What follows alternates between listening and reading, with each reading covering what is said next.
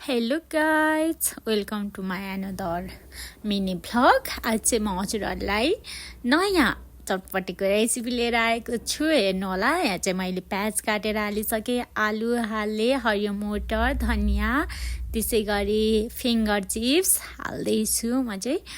अनि हजुरहरूले पनि यसै गरी हाल्नु होला। अनि यहाँ चाहिँ बदाम पनि हालिसकेँ, बदाम पनि हाल्नुपर्छ। अनि चाउचाउ पनि, चाउचाउ धुलो बनाएर यसरी नै हाल्नु होला।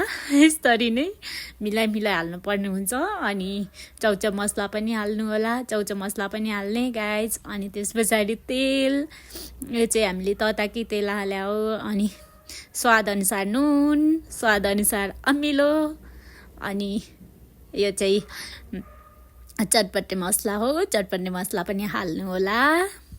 अनि यसरी गोल्नुपर्ने हुन्छ हातले नै। यो चाहिँ मैले हात मजाले दुईवरी घोलेको होला गाइज। यसरी नै घोल्नु होला, दामी हुन्छ। अनि भुजा हाल्ने, कति हजुरहरूलाई कतिले अगाउनुहुन्छ त्यति नै हाल्ने। हामीलाई यतिले पुग्छ भनेर हामी चाहिँ यति हाल्दैछौँ। अब घोल्ने कस्तो छ भन्दै टेस्ट गर्दै घोल्ने, नुन लागेको छ कि छैन, मसला लागेको छ कि छैन भन्दै घोल्ने के गाइज। अनि अझै म त घोलेको मजाले घोल्नुपर्ने हुन्छ ल, नत्र मिठै हुँदैन, ओभर घोल्नुपर्छ।